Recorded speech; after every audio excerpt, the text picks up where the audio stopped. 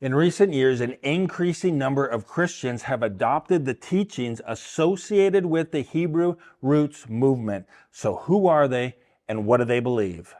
The Hebrew Roots Movement is not a monolithic organization that dictates to everyone in the movement what they need to believe and what they need to teach. And so you'll find variations within the movement, and not everything that I'm going to say in this video will apply to every single individual within the movement equally. But I'm going to try to do my best to give you a fair and accurate overview of the movement. However, if you're part of this movement and think that I have left something out or have misrepresented some aspect of the movement, please let me know down in the comments below. I would love to hear from you and better understand where you're coming from. The term Hebrew Roots Movement seems to have become the more popular term being used by people within the movement, but there are some alternative names that people within the movement might prefer, such as Torah keepers,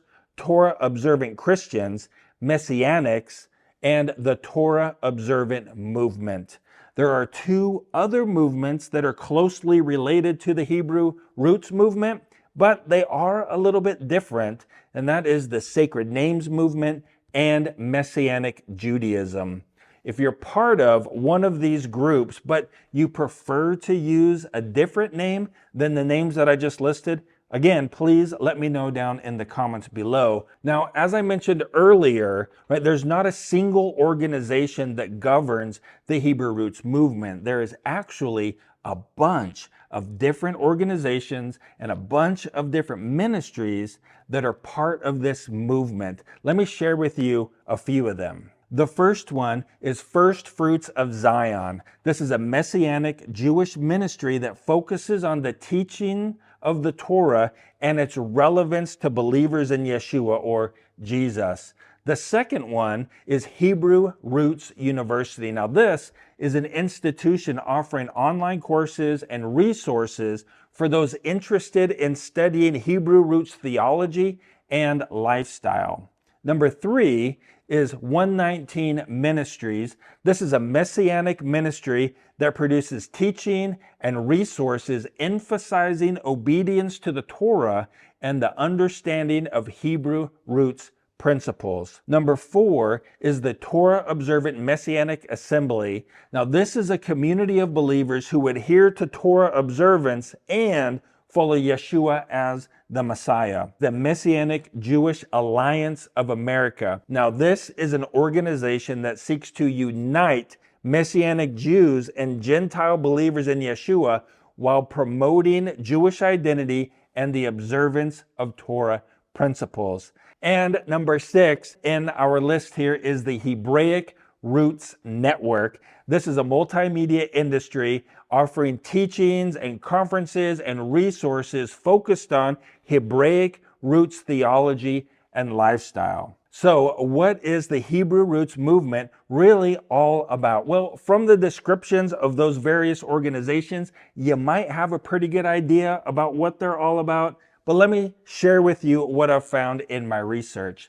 Number one, they believe that the church has veered far from the true teachings and Hebrew concepts of the Bible. They believe that Christianity has been indoctrinated with culture and beliefs of Greco-Roman philosophy, and because of that, Christianity as taught in the church today has been corrupted with a pagan imitation of the New Testament Gospels. They teach that if you want to understand the New Testament, you must do it from a Hebrew perspective, and that the teachings of Paul are not understood clearly or taught correctly in the church today. Now, foundational to their teachings and their belief system is the belief that the death of Christ on the cross did not bring an end to the Mosaic Covenant, but instead it renewed it and it expanded its message and it wrote it on the hearts of his true followers. They teach that every believer is to live a Torah observant life. That means that the ordinances of the Mosaic Covenant must be a central focus in the lifestyle of believers today, just like it was in the Old Testament for the Jews in Israel. Therefore, Christians should keep the Sabbath on the seventh day, that is Saturday, celebrate the Jewish feasts and festivals such as Passover, the Feast of Unleavened Bread, the Feasts of Week, the Feast of Trumpets, the Day of Atonement, the Feast of Tabernacles, Hanukkah, and Purim.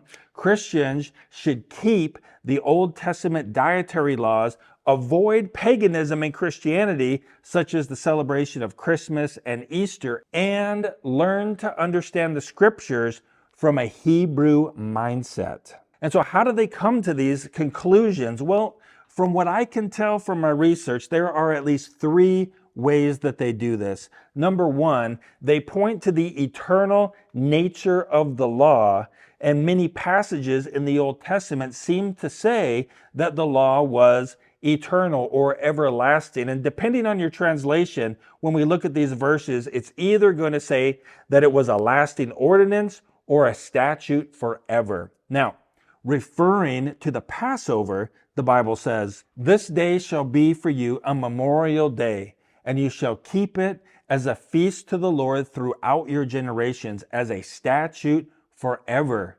You shall keep it as a feast." And then, when addressing the lighting of lamps in the tabernacle, the Bible says, "In the tent of meetings, outside the veil that is before the testimony, Aaron and his sons shall tend it from evening to morning before the Lord. It shall be a statute forever to be observed throughout your generations by the people of Israel." And then next, concerning the Levitical priesthood of Aaron and his sons, the Bible says, "And you shall gird Aaron and his sons with sashes, and bind caps on them, and the priesthood shall be theirs by statute forever. Thus you shall ordain Aaron and his sons." Now, those are just a few of the many passages that talk about God's law being a statute forever, right? I mean, there's the command for them to wash before entering into the tent of meeting. In Leviticus, we find all kinds of these passages, not to eat the fat or the blood, right? The priests need to abstain from alcohol, the yearly observance of the Day of Atonement. Sacrifices only are to be brought to the priests at the tabernacle. You have the yearly Jewish feasts, the lamp, the olive oil, and the bread that is to be put before the Lord in the tabernacle. And over in Numbers, right, we find more of these lasting ordinances, such as the blowing of the trumpet when the community moves, and the call for the Levites to oversee the work of the tabernacle. And then we have the rules for ritual cleaning as well. There are definitely a lot of passages within the Old Testament that seem to indicate that the law of Moses was a statute forever or an everlasting ordinance.